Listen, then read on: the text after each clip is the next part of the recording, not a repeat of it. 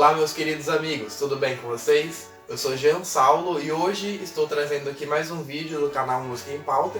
E o vídeo de hoje é mais um vídeo inaugurando uma nova série de vídeos aqui do canal. Uma série que vai tratar de curiosidades, de compositores, uma série bastante bacana, espero que vocês gostem bastante. No vídeo de hoje, então, nós vamos falar sobre um cara que foi bastante importante, um compositor. Na verdade, ele não foi só compositor, ele foi um cara que teve uma importância muito grande, tanto em aspectos sociais, econômicos, políticos, religiosos e artísticos também.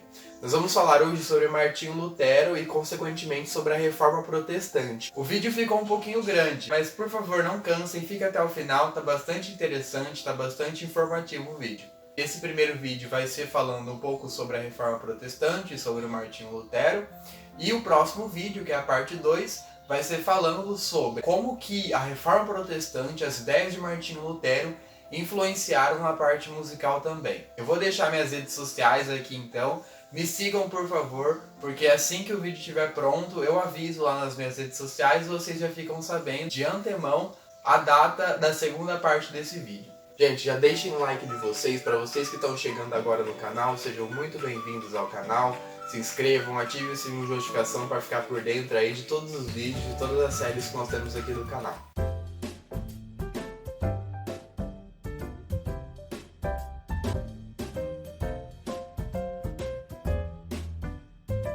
Martinho Lutero foi uma criança que nasceu provavelmente dia 10 de novembro de 1483 na pequena vila de Eisleben, na Alemanha. Eisleben, acho que é isso, Eisleben.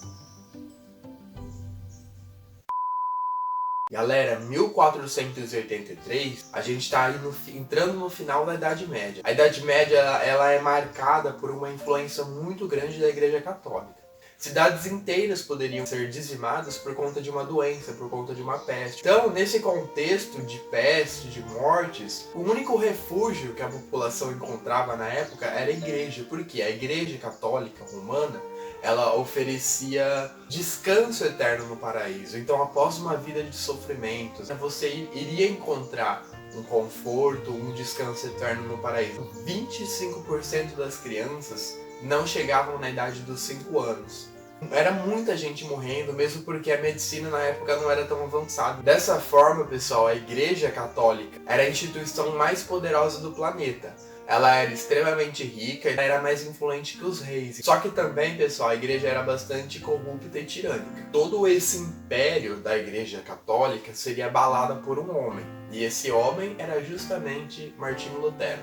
Bom, a infância de Martinho Lutero foi uma infância bastante humilde. Os pais eram pobres. O pai era um mineiro, Martinho Lutero cresceu numa aldeia de mineiros e a mãe era uma criada.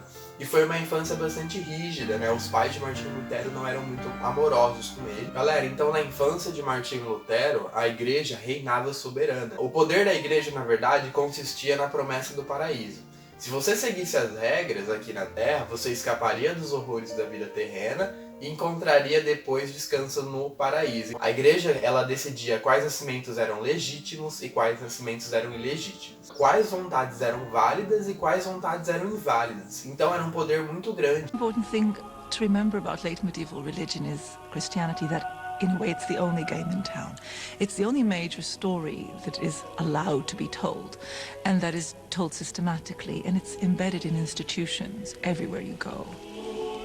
Bom, e nesse contexto, Martinho Lutero, então, quando criança, serviu como coroinha na igreja, né? Assim como a maioria das crianças na época tinham esse destino. O pai de Lutero queria que ele estudasse para ser advogado. Foi quando, em 1501, Martinho Lutero, então, matriculou-se na Universidade de Erfurt. E lá nessa universidade, uma universidade bastante famosa, Erfurt era uma cidade muito grande, então ir para essa Universidade de Erfurt foi uma experiência muito rica para ele. E ele começou então a estudar para ser advogado nessa universidade. Porém, para a infelicidade dos pais, ele acabou que não continuou com os estudos para ser advogado. Em uma bela noite, quando ele foi visitar os pais, estava retornando da visita para a cidade de Erfurt, Ele foi alcançado por uma tempestade muito grande. Depois daquela noite, Martinho Lutero decidiu que não iria mais prosseguir com seus estudos. Ao que dizem, Martinho Lutero tinha sofrido algumas percas. 2 amigos tinham sido mortos por conta de uma doença. E naquela noite, naquela tempestade, ele sentiu medo da morte, né? Ele achou que fosse morrer. Ele fez um pacto com Deus e decidiu então que iria se tornar um monge. Foi então que Lutero matriculou-se. Pessoal, então foi depois desse episódio que Martinho Lutero então decidiu se integrar-se à Ordem dos Agostinhos de Erfurt. It was a moment when he took charge of his own life. He stopped doing what his father wanted him to do, and from that moment on, he was free to devote himself to the life of the Spirit, to search the universe for the answers that he urgently required. He was obviously a person of a spiritual sensibility. Era uma das ordens monásticas mais rígidas de toda a Alemanha. Uma ordem monástica ela é composta por monges ou pessoas, homens, né, que estão ali nesse lugar, vivendo uma vida consagrada a Deus, uma vida bastante rígida, para se tornar então monge. Então eles vivem isolados nesse mosteiro. Pessoal, e nesse convívio, dentro ali do monastério, Martinho Lutero foi aprendendo um pouco mais sobre a igreja, né? Como que a igreja lidava com a questão do dinheiro. E esse mosteiro, ou esse monastério, na qual ele entrou, possuía diversos terrenos na cidade e cobrava muitos impostos e dízimos também. A igreja, ela exigia que os fiéis dessem o dízimo, pagassem o imposto para a igreja. Dessa forma, Martinho Lutero percebeu então que alguma coisa havia de errado ali. Nada era voluntário. Se o dízimo não fosse pago, se o imposto não fosse pago, aquilo resultaria em prisão. Willing to pay those fees because they were taught so firmly, right from their earliest childhood, that if they did not have the services of the church, their souls would be in peril. Martinho Lutero tinha esse senso crítico muito aflorado e ele não se contentava, ele era um cara que estava à frente ali dos outros monges, então ele não estava feliz, alguma coisa está errada aqui. Ele mantinha consigo um sentimento muito grande de se reconciliar com Deus, de pedir perdão para Deus. E toda vez que ele se confessava, que ele pedia perdão, ele não se sentia aliviado, ele ainda sentia essa angústia. Bom, em 1510, Martinho Lutero, então, foi enviado uma peregrinação até Roma. Roma era a capital da Igreja Católica, o reduto da santidade, o lar de São Pedro, o Papa.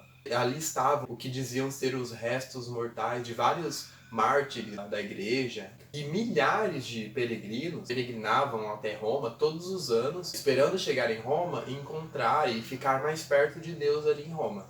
Bom, levou então 2 meses para que Martinho Lutero completasse sua viagem até Roma, e ele chegou em Roma em outubro de 1510. Porém, quando Martinho Lutero chegou em Roma com toda essa expectativa, ele percebeu então que a igreja valorizava tanto a religião como o dinheiro.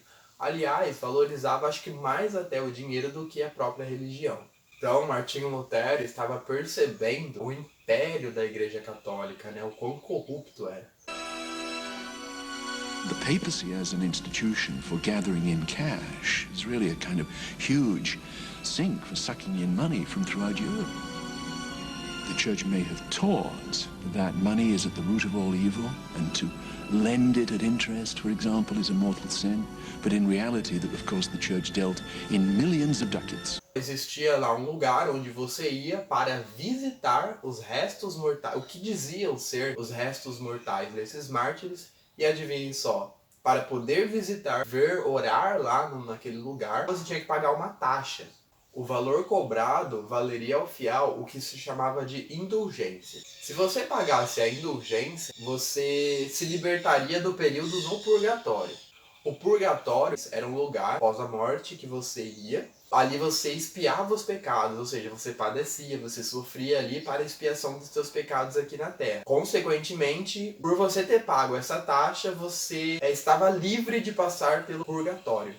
A indulgência, pessoal, então consistia nesse pagamento por alguma situação. Através desse pagamento, você estaria livre de passar então por esse purgatório e ir direto para o paraíso. Gente, uma outra situação que existia lá em Roma, Martinho Lutero se deparou, a oração que se fazia, né? Então você orava por um parente que estava morto, né? Então lá em Roma existia uma escadaria muito grande e você orava por esse parente, na verdade você pagava uma taxa para a igreja, e você orava um Pai Nosso, ia subindo cada degrau, orando um Pai Nosso cada degrau.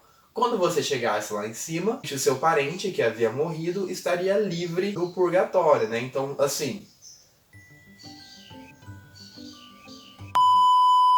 quando chegavam lá em cima, simplesmente acreditavam que a igreja ela tinha esse poder de fazer com que um parente que já havia morrido estaria livre, então, de passar pelo purgatório. Gente, o que está acontecendo? Por que a igreja cobra tanto? Após a ida dele a Roma, só fez piorar as coisas, né? Então ele viu que lá em Roma a coisa era muito mais feia, o buraco era muito mais embaixo. He was clearly very disillusioned by Rome, not simply by the spiritual superficiality, but also by the way in which he felt that Rome simply did not reflect Christianity. Então, em 1511, sua ordem enviou para um outro mosteiro, agora na cidade de Wittenberg. Uma cidade bastante importante para a história do Martinho Lutero, porque foi nessa cidade que realmente aconteceram os fatos. E nessa cidade nós temos uma universidade chamada Universidade de Wittenberg, fundada por um príncipe. Desde aquela época, a universidade é um local onde você tem aquela abertura de mente. A universidade ela tem esse poder. E quando Martinho Lutero foi mandado para um mosteiro em Wittenberg, ali ele passou a estudar também nessa Universidade de Wittenberg. Pessoal, foi nessa cidade que Martinho Lutero conheceu um monge que se tornou um grande amigo, uma pessoa que ajudou muito ele, que foi Staupitz. Pregava para ele um Deus de amor, um Deus de misericórdia. Foi Staupitz que convenceu Lutero a entrar para a Universidade de Wittenberg e ali lecionar estudos bíblicos. Lutero se lançou, se dedicou, mergulhou mesmo no estudo da Bíblia. E Lutero percebeu então, dentro da universidade, então aí eu falo de novo da importância da universidade, Lutero percebeu que a coisa não era entre você e a igreja. A coisa era entre você e Deus. Que a salvação ela não pode ser concedida pela igreja através de uma taxa, através da indulgência, através de um pagamento. Então eu te dou a salvação, eu te livro do purgatório e você vai direto para o céu. Ele percebeu que é Deus que oferece a salvação. Eu estou lendo aqui nos textos, eu estou vendo que tem alguma coisa errada. Não é bem assim. Não é a igreja que oferece a salvação, e sim Deus. E nenhuma instituição na Terra, absolutamente nenhuma instituição terrena, pode dedicar-se por você, pode acreditar por você, ou pode estar entre você e o seu Deus. E a salvação era um presente de Deus. Através da fé que você conseguiria alcançar essa salvação. A instituição igreja não tinha o direito de vender a redenção. Na noite então de 31 de outubro, véspera de Todos os Santos, de 1517, Martinho Lutero então redigiu 95 teses que atacavam o Papa e a questão do comércio das indulgências. E essas 95 teses foram pregadas nas portas da igreja de Wittenberg. I make bold because it is my duty to serve you and to warn you of the crooked practices of those who claim to represent your grace.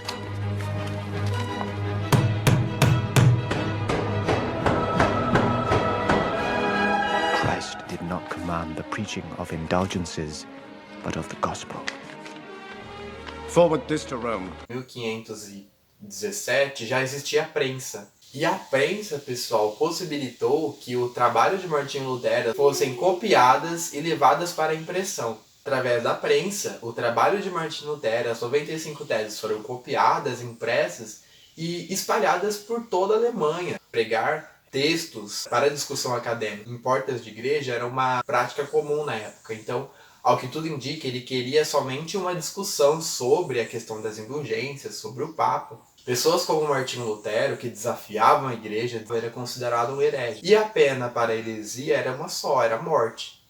Bom, então Lutero sofreu muitas ameaças de morte, ele não se deixou abalar, a sua força aumentava a cada ataque sofrido. Lutero então ignorava todas as ameaças. O Papa exigiu que ele renegasse as 95 teses, mas ele não renegou. Ele continuou lá firme com os ideais e com as ideias dele. There's no doubt that Luther is frightened by some of the threats that are made against him. But alongside this is this very strong idea that if the Christian life is being lived authentically, then you must expect to suffer. Pessoal, Lutero foi acusado de heresia, mas mesmo assim ele não se intimidou. Ele continuou publicando, ele percebeu que a prensa poderia ser um ótimo meio para se propagar as ideias dele. Através da prensa, pessoal, as ideias poderiam ser difundidas, disseminadas por toda a Europa. Tá gravando? Lutero, então, foi o primeiro publicitário, foi o primeiro que explorou realmente essa nova ferramenta que existia na época, que era a prensa. Foi então que Lutero redigiu um novo texto, um manifesto à nobreza cristã. Que Lutero percebeu que para ter sucesso nas suas ideias, ele tinha que ter o apoio da nobreza. To the German nobility suggests that Luther is beginning to see political reality. He's understood that if he's to purify the church, he really has to have the cooperation. E a região da Saxônia, que era a região onde Lutero morava, era governada por um príncipe, e esse príncipe era o Frederico. Foi Frederico, então, que fundou a Universidade de Wittenberg, na qual Lutero lecionava. E ele passou a oferecer proteção velada a Lutero contra as ameaças de morte da igreja. Frederico, então, era um homem que concordava com as ideias de Lutero. Frederick and his immediate antecedents had been trying to limit the power of the church. Now, Frederick could hear the message of the address to the German nobility and say, "This is right. There's a higher principle involved here. I'm not just trying to restrict the funds that are flowing out to Germany because I'm a greedy man. There are higher ideals involved." Lutero, então, escreveu vários textos e ele escrevia muito bem. E esses textos acabaram alcançando, né, toda a população, todo o povo, que acabou simpatizando com Lutero e simpatizando com as ideias que Lutero pregava ali naqueles textos dele. Pessoal, em 2 de abril de 1521, Lutero parte em uma jornada para a cidade de Worms. E lá nessa cidade seria realizada uma assembleia com todos os representantes da igreja, com todos os príncipes, reis. Iriam fazer essa assembleia para discutir o destino de Lutero, se ele realmente ia se retratar por tudo aquilo que ele tinha feito, todos os manifestos e textos dele que tinham se propagado por toda a Alemanha. Enquanto Lutero viajava até essa assembleia, ele se deu conta do tanto que as suas ideias tinham se propagado por toda a Alemanha, por quanto ele tinha ficado famoso. E durante essa viagem até essa assembleia, bastante apreensivo, bastante preocupado, Lutero compôs então o hino mais famoso, aquele hino que se tornaria o hino da Reforma Protestante, que é o nosso Forte Rocha, mais conhecido como Castelo Forte. Originalmente, ele foi composto baseado no Salmo 46. Foi numa fase que Lutero estava bastante preocupado. É um hino muito forte, né? Um hino que fala da segurança daquele que se refugia em Deus. Então é uma coisa bastante de fé. Castelo Forte é uma obra-prima da Reforma Protestante, né? Se tornou o hino da Reforma, acabou influenciando outros compositores também. Em uma das suas cantatas, Bach baseou-se nesse hino, Castelo Forte. Finalmente, Lutero, então, chegou à cidade de Worms e foi recebido por uma multidão que o aclamava, que o aplaudia. Estavam reunidos as maiores potências, as maiores personalidades da época. Vários príncipes da Alemanha e o imperador sacro romano Carlos V. Os representantes do Papa exigiram que Lutero se retratasse, mas Lutero se recusou. Não posso me retratar por coisa alguma, porque ir contra a minha consciência não é certo, tampouco seguro. I will answer. Unless I am convinced by scripture and by plain reason, and not by popes and councils who have so often contradicted themselves. My conscience is captive to the word of God. To go against conscience is neither right nor safe.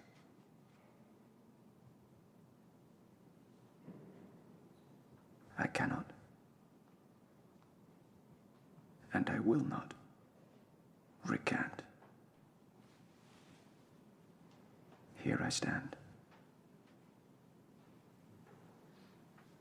I can do no other.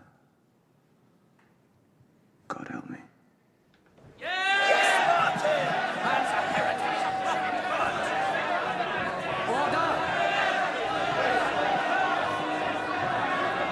Pela primeira vez na história, uma pessoa comum confrontava uma autoridade.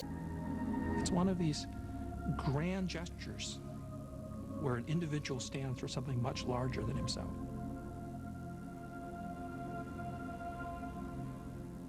Lutero estava certo de que seria condenado. Conseguiram chegar a um veredito unânime.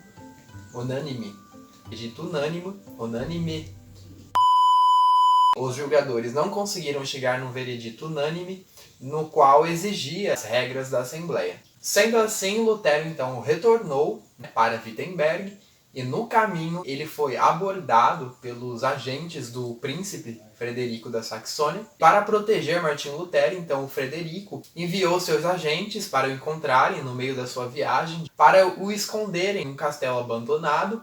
Ali nesse castelo escondido, os agentes do Papa nunca encontrariam Martinho Lutero. No tempo que passou ali escondido, Martinho Lutero traduziu a Bíblia do latim para a língua alemã. Uma das críticas de Martinho Lutero era a questão do culto da Bíblia ser lida em latim. Ele se dedicou para tornar então a palavra de Deus mais acessível ao homem comum. As notícias sobre o que tinha acontecido na Assembleia tinha se espalhado por toda a Alemanha e inspirava os adeptos da Reforma. Foi em Wittenberg que começaram a surgir as primeiras faíscas da Revolução. Monges e freiras começavam a deixar mosteiros, padres deixavam de seguir as leis da igreja para se casarem.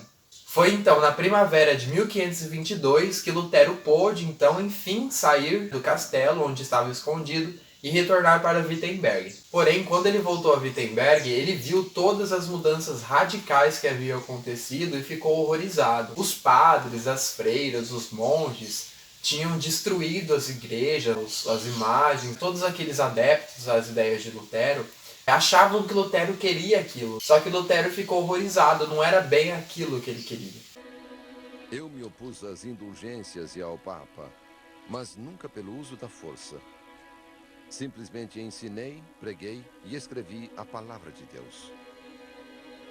Não era somente os padres, as freiras e os monges que estavam se rebelando. Eram os camponeses também, que não estavam mais contentes com aquele sistema de feudal da época, com toda essa inspiração vinda de Lutero, eles acabaram se rebelando também. Os camponeses alemães, eles queriam liberdade de fé, também queriam liberdade social. Foi então que os príncipes da Alemanha mataram mais de 100 mil rebeldes. E Martinho Lutero, ele também apoiava o massacre aos camponeses, porque ele achava que os camponeses eram servos do diabo. Fez um manifesto apoiando os príncipes a fazerem esse massacre, a matarem os camponeses mesmo. Pessoal, então o movimento criado por Lutero, que posteriormente seria chamado de protestantismo, ele se espalhou por toda a Europa e em cada país ele assumiu uma forma diferente. Luther's ideas, in the specific historic moment when they emerged and the reception they received, meant an extraordinary change for the conception of what Europe is. It's no longer one Christian Europe. Moreover, it becomes a global story. It becomes a story that affects Asia and later Africa and the Americas and so on. It's absolutely part of the heritage of the European, Western, I would say, of the whole world. Lutero, então, casou-se com uma ex-freira chamada Catarina, e ambos constituíram uma grande família. E Lutero continuava escrevendo, continuava ganhando adeptos através dos seus textos, e ele continuou escrevendo por toda a sua vida. A coragem de Lutero, a sua disposição em enfrentar a morte, em bater o pé e falar, eu estou certo, vocês estão errados, a sua disposição em enfrentar mesmo a igreja, pelo aquilo que ele acreditava, por sua crença, fez de Lutero um cara bastante importante, um cara que é considerado um dos primeiros libertadores do homem. Lutero morreu em 1546, quando fazia uma viagem para sua cidade natal, Isleben. Era inverno, estava muito frio, muito gelado, e ele acabou sofrendo um ataque cardíaco. O legado luterano acabou influenciando a economia, a política, a música e a educação também. Hoje, pessoal, mais de 540 milhões de pessoas oram em igrejas inspiradas pela reforma de Martinho Lutero. Galera, então era isso, espero que vocês tenham gostado do vídeo. Por favor, deixem um feedback de vocês, falando aí o que vocês acharam do vídeo. E posteriormente nós estaremos postando mais vídeos também. Dando aqui um grande spoiler, né? O próximo vídeo será sobre o compositor Bach. O Bach, a estrutura, o contexto histórico de Bach vem todo através da Reforma Protestante. Eu não sei a data exata, né? Pode ser no final de março, começo de abril, porque esses vídeos dão um pouco de trabalho, né? Tanto para gravar como para editar. Me sigam nas redes sociais, por favor, porque quando o vídeo estiver pronto, eu vou postar lá para vocês ficarem sabendo a data do dia que eu vou postar o vídeo aqui no canal. Tanto o vídeo sobre Bach, como o vídeo da segunda parte do Martinho Lutero. Um grande abraço, fiquem com Deus, até a próxima.